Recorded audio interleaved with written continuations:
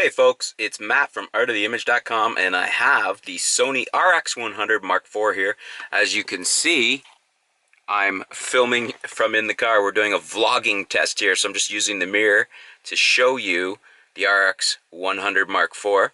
Right off the bat, one of the problems I have is I have a brand new Samsung Evo Class 10 UHS-1 card in here, and it will not let me record in anything other than the lowest HD format. In other words, it won't let me use the XAVCS Kodak, the higher Kodak. So I have to record in a lower 16 megabyte a second, I believe the setting was, 1920 HD. It will not let me record 4K, and it will not let me even record at the higher Kodak levels for 1920 by 1080 HD, which is really interesting because this is a UHS-1 card, and it's a very good card. It's Samsung, but the camera keeps telling me I need one of those cards. It doesn't recognize it as a card. So, strike one for the RX100 Mark IV here.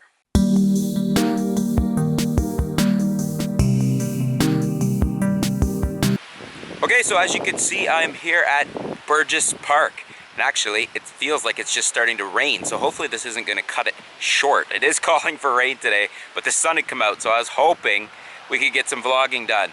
But anyways, we're here at Burgess Park. I almost said Burgess Park. We're going to go in and take a walk in, as long as we don't get rained on. If we get rained on, the RX100 Mark IV is not a waterproof camera, and we'll have to put it away and try this another day. It'll be interesting to see though.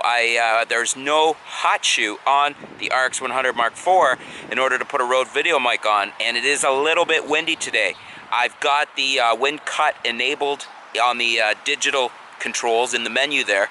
We'll see how this sounds. Hopefully it sounds okay. At the back of this property, there is a real cool, at the way back of this property, almost like the second backyard, there is an old fieldstone foundation here.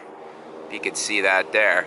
It's an old fieldstone foundation, and I'm not even sure what it's from. I don't know if that was originally a house on this property. Maybe the property was two properties, or maybe you drove back farther into the property and this was where the house was.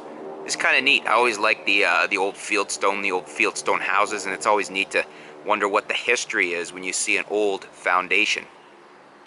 Yes, one of the nice things about Burgess Park is that they got a Jimmy John, a Johnny on the spot. And just for you guys information, if anybody's out this way in Woodstock, if you're local or visiting, this is Burgess Park, Burgess Trail, and the 911 location, or if you're looking for the address online, is 403 Tecumseh Street. It's a strange looking cut and hack job, or whatever you want to call it, to this tree stump. It's a strange looking stump to begin with, but then somebody's cut through it at the top, evidently here. You could see right here, very clearly it's been cut. But then over here, it almost looks like it's been pulled off or something. Don't know what that's all about.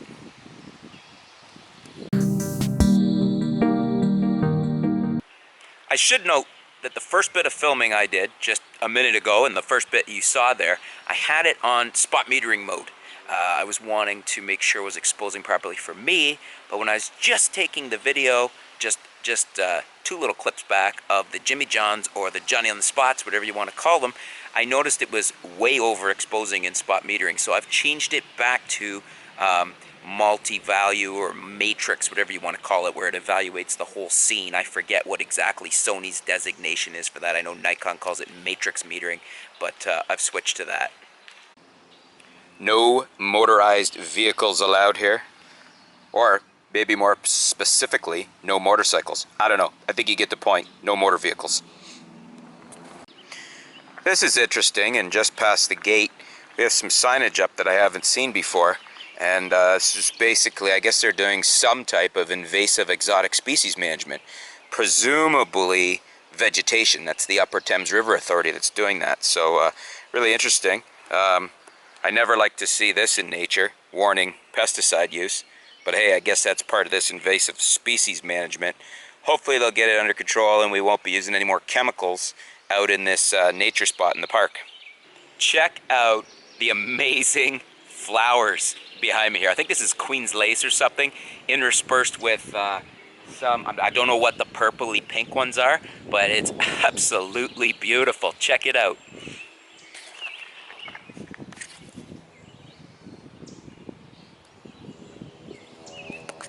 It stretches out all along the walkway here, almost as far as you can see.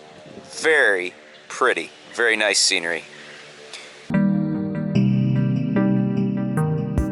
The other thing I wanted to note is, I don't know if you can hear in the background, but it sounds like there's an air show in the back of Burgess Park. Burgess Park backs onto, actually I don't even know if it backs onto, but behind it I often see planes flying, and it certainly sounds like there are planes up today. So that's what you're hearing, if you can hear the sound of those engines in the sky in the background.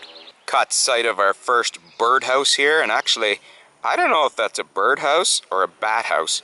I'm going to zoom in here. It'll be interesting to see how well the autofocus picks up the sharpness, how well it focuses in, locks, and how sharp this is. And as I said, I don't know if that's a birdhouse or a bat house. I know there are some designated bat houses in here. Not sure if that's one. Decision time. We've come to the fork in the road. There's an upper trail and a lower trail here. The lower trail is off to the left, and the upper trail is off to the right. Now, the last time I was in, we started with the lower trail and worked our way around. They do connect at some point. So, we're gonna head up the upper trail today. As you can see, there's a marker here. We'll see how fast the RX100 Mark IV focuses in on that. You can see we've still got plenty of these purple and white flowers here. Just beautiful. But we're gonna head up the upper trail and see what we could see. Found a little snail here on the trail. We'll see if we can zoom right in, see how close this can get. We're at full wide, so it didn't seem to want to lock in. Actually, when I'm moving it in, it doesn't seem to want to lock. This is about as close as we can get for a little close-up there. And actually, if we move over here, we've got some of these pretty flowers. We'll see if we can walk in the camera, see how well it does. It's in continuous autofocus, and how well it does to pick up these flowers here.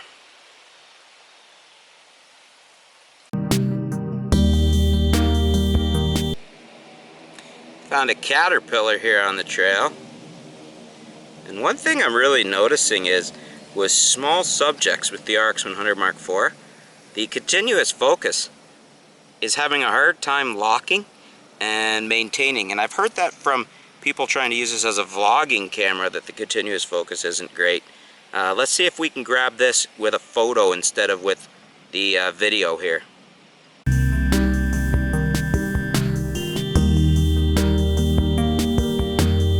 So it seems as though the RX100 Mark IV is not the closest focusing camera. You have to be on the wide end, which is standard on a lot of point and shoots, but I thought maybe this being a high-end point and shoot, it would be a little better. But it's not very good for close focusing unless you're on the wide end, and even then it's a little finicky. I'm not sure how good this is on following focus on me even while we're doing video. We'll have to look and see. You guys will probably have a quicker way to look at it. I won't see this till I get it back home onto the computer. I thought we were going to get a little bit of reprieve from the weather, but as you could see by that sky, it looks like the weatherman was right, and that we are going to have a storm front rolling in this afternoon. I'm continuing the walk, and we will see how much farther we can go before we have to cut it short from rain. Got another little traveler in the road here. We've got another snail. I don't know if the focus is locking in here. It doesn't really look like it. I'm going to try pulling back and zooming in and seeing how the RX100 deals with this. Doesn't look too bad from the LCD, but I'm not sure that it's the sharpest focus right now. I'm going to try grabbing a photo.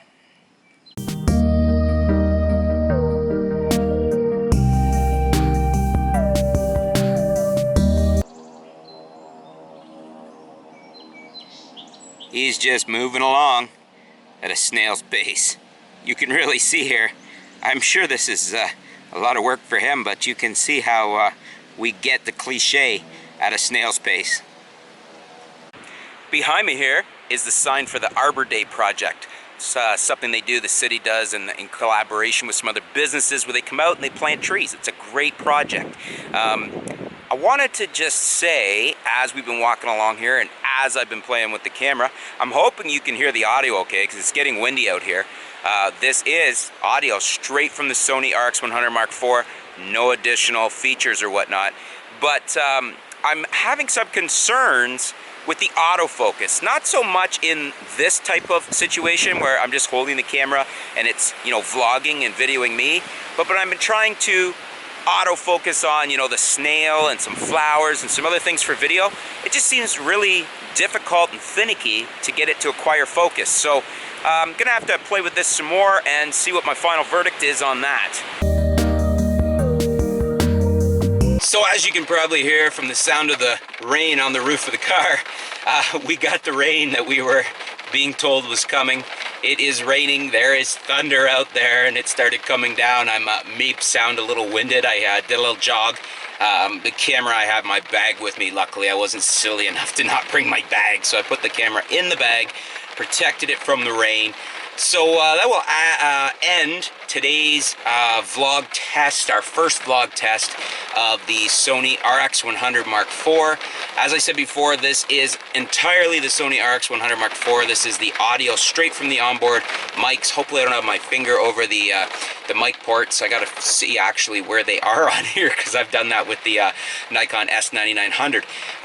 My initial concerns are, for vlogging like this style of thing, it seems to be holding focus quite nicely, seems to have a decent picture, but the video and even the photo focus for close-ups and for small objects and things seem kind of finicky and hard to nail it. So autofocus remains to be a concern for me on here, as I mentioned earlier in the various things I was trying to take pictures of. The other thing, as I mentioned at the beginning, I do have a couple Class 10 UHS-3 cards at home.